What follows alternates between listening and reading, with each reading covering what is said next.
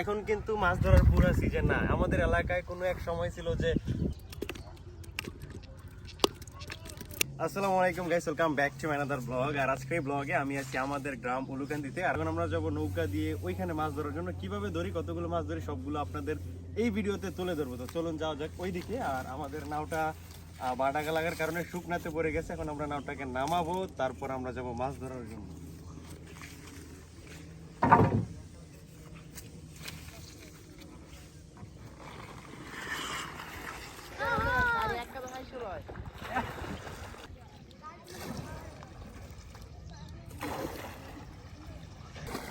আমরা নৌকা নিয়ে আসছি একদম কিনারাতে, যেখান থেকে আমরা দুরাগুলা ধরবো বা মাছগুলো ধরবো।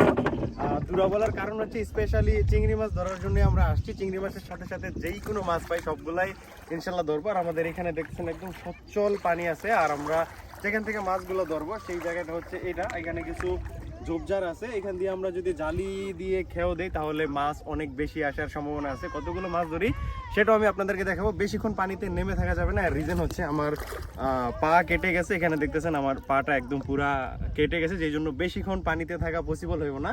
যতক্ষণ আমরা মাছ ধরি সেটার ভিডিও দেওয়ার পাশাপাশি কতগুলো মাছ ধরি সেটাও আমি আপনাদেরকে দেখাবো। আমি আসছি এবং আমার ছোট ভাই আসছে, দুজনে মিলেই আজকে মাছ ধরবো। স্পেশালি মাছ বেশিরভাগ ওই ধরবে, কারণ আমার যেহেতু পায়ে সমস্যা সেজন্য আমি বেশিক্ষণ পানিতে নেমে থাকতে পারবো না। তো চলুন আমরা মাছ ধরা স্টার্ট করি।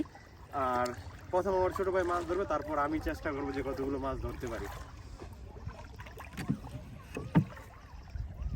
আমার ছোট ভাই মাছ ধরার জন্য এখানে রেডি হয়ে গেছে। এখন জালি খেও দিতেছে। আমাদের গ্রামের ভাষা আমি আপনাদেরকে বলি, জালি খেও দিতেছে মাছ ধরার জন্য। কতগুলো মাছ ধরে সেটাও আমি আপনাদেরকে দেখাবো। আর এই জায়গাটা আপনারা দেখেন, যারা শহর থেকে দেখতেছেন ভিডিওটা, এই জায়গাটা কিন্তু এক কথায় অসাধারণ, মনোমুগ্ধকর গ্রাম। আমাদের এই সাইডে হোক গ্রাম, এই সাইডে হোক গ্রাম, মাঝখানে নদী। আর আমি যে জায়গাটাতে দাঁড়িয়ে আছি একদম অল্প পানি, আমার পা অর্ধেকও ভিজে নাই, একদম অল্প পানি এখানে। নিচে কক্সবাজারের মতো সুন্দর বালি, আর সামনে হচ্ছে নদী, এই সাইডে হচ্ছে নদী, অনেক বড় নদী এটা আমাদের। আর এখানে আমার ছোট ভাই মাছ ধরতেছে, এইভাবে মাছ ধরতেছে। একটু পর আমিও যাব এইভাবে মাছ ধরার জন্য, আর আপনাদের দেখাবো যে কতগুলো মাছ ধরতে পারছি।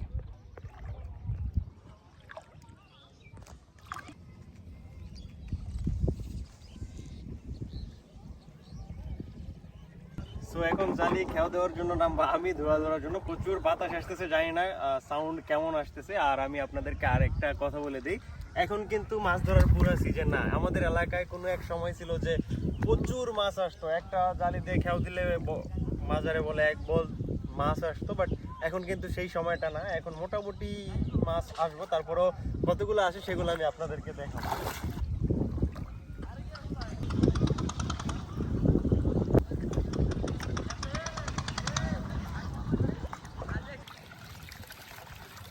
ভাড়া দিয়ে লইন একটা।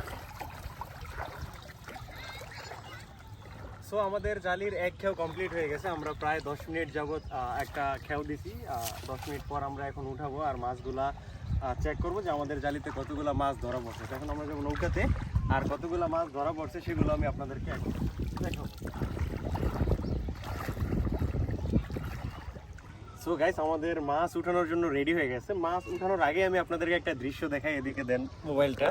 এই হচ্ছে দেখেন আমাদের মাছগুলা, মাছ উঠানোর আগেই দেখেন আমাদের মাছের যেই দৃশ্যগুলা, হ্যাঁ এক কথায় অসাধারণ। অনেকগুলো মাছ অলরেডি চলে আসছে। এখানে দেখতেছেন আমাদের কিছু ছোট ছোট মাছ, এখান থেকে কিছু মাছ আমি রাখবো আমার একুরিয়ামে, আর বাকি যে মাছগুলো আছে সেগুলো আমরা খাবার জন্য নিয়ে যাবো। এখানে দেখতেছেন অনেক ছোট ছোট মাছ আছে।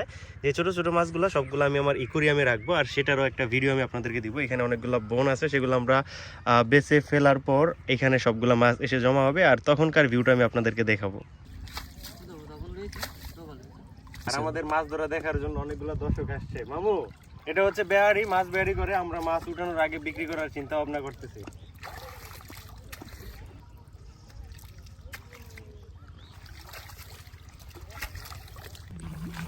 সো অলরেডি আমাদের এক খেয়ের মাছ আমরা ধরে নিয়ে আসছি এতগুলা। বাসার পর আলহামদুলিল্লাহ অনেকগুলো মাছ হয়েছে। এই সময় মাছের সময় না, তারপরও এখানে অনেকগুলো চিংড়ি মাছ এবং চিংড়ি মাছের সাথে অন্যান্য অনেকগুলো ফটকা মাছ প্লাস ভাইম মাছ আর অনেকগুলো মাছ কিন্তু চলে আসছে। সো আমরা আরো অনেকগুলো খেয়েও দেবো, বাট আজকের এই ভিডিও এই পর্যন্তই। অলরেডি আমরা অনেকগুলো মাছ ধরে ফেলছি, আর 2-3টা খেয়েও দেওয়ার পর আমরা চলে যাব বাসায়, কারণ আজকে মাছের ভর্তা খাবো। তো সবাই ভালো থাকবেন, সুস্থ থাকবেন।